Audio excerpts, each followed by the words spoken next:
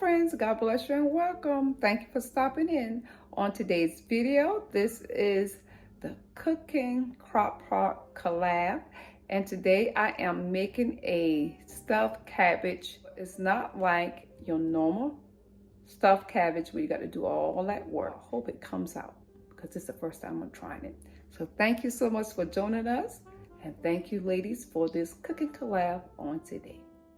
So friends, our host today is Miss Jessica, My Rose, Miss Tiffany from Small Town 6, and they asked us to make a fall CrockPot Palazzo meal.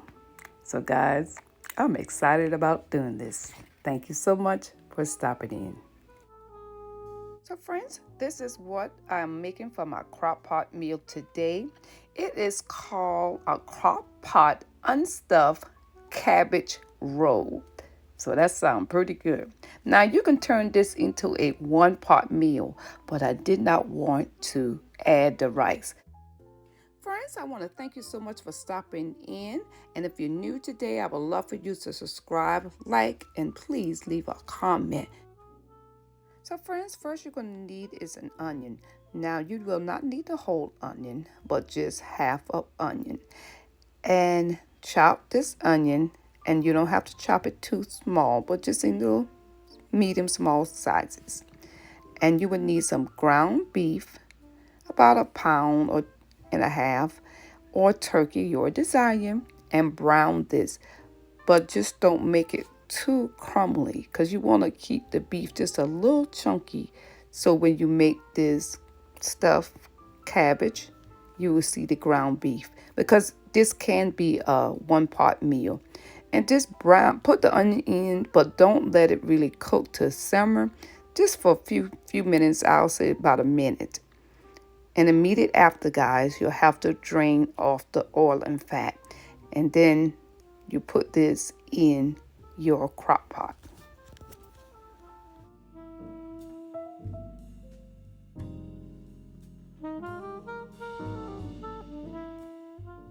Next, you would need a can of tomatoes, and these are my petite tomatoes. You can get the chopped, the stewed, whatever type of tomatoes you like, and dump that in your crock pot.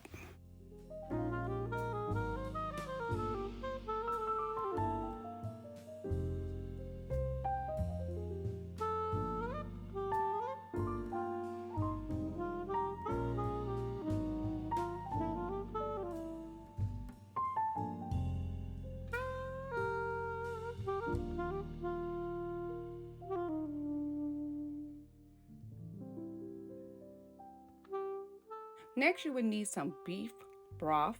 The recipe called for 1/2 cup, but I end up using a little more, about 1 cup and maybe a little over 1 cup.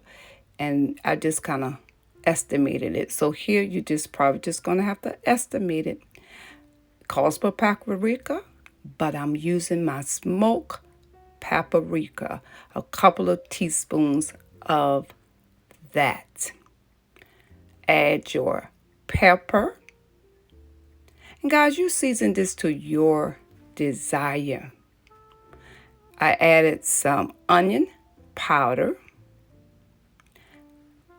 garlic powder. I added a teaspoon of oregano. And I will definitely put the recipe in my description box. Salt. Once again, guys, you're going to have to add it to your desire. Then I add brown sugar, about 2 teaspoons. And to keep your brown sugar from hardening, guys, put it in a mason jar. It'll keep it fresh.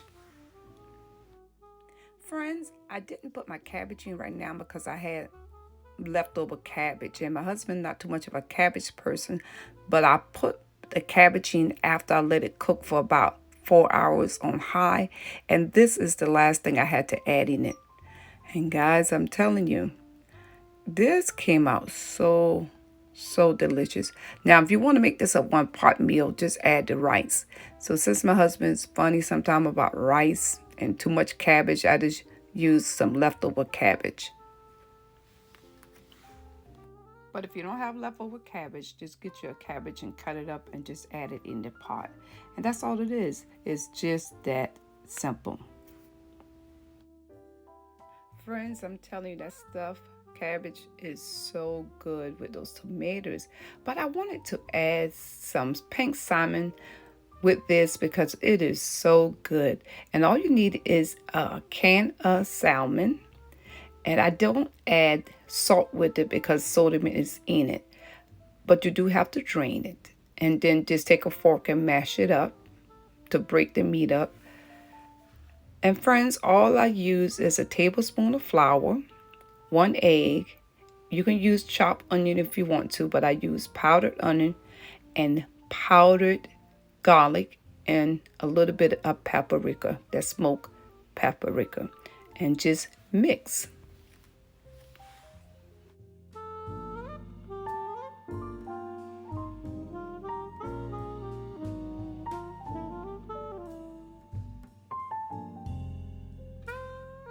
Make these into your patties your desire, and I made the patties, and you will need a skillet, a frying pan, and just a little bit of oil, guys. It doesn't take that much oil.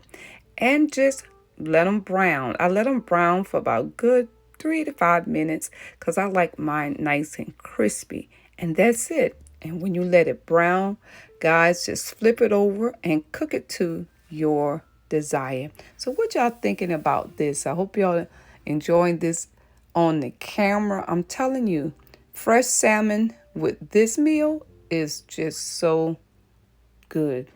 Yum, yum, yum.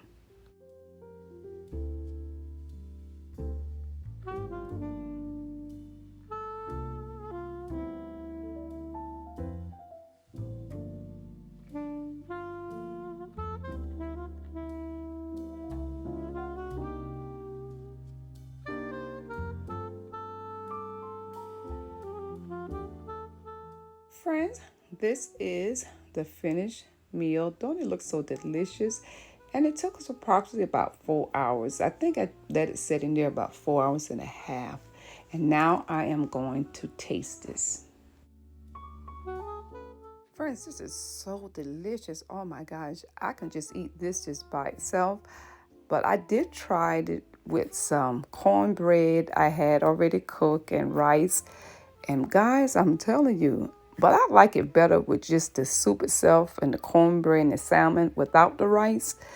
And it is so good. Now, if I eat it like in the bowl, which I'm so glad I got a big crock pot full of it, I'm going to add some cheese on top.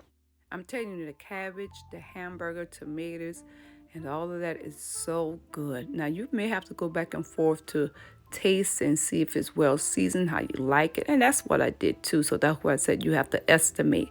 But I will be getting me a bowl of this today. Friends, I'm telling you, with the cheese without the rice and with just a little piece of cornbread, that's my meal. Friends, thank you so much, and I appreciate your time in watching this on today. There is a playlist, and this is an open collab, and every Wednesday on the end of the month, you can jump in. You're welcome to join. Friends, I hope you watch another video. I left some more videos for you on my end screen. God bless you. Thank you. Love you. And y'all continue. Have a blessed day. Bye-bye from Penny.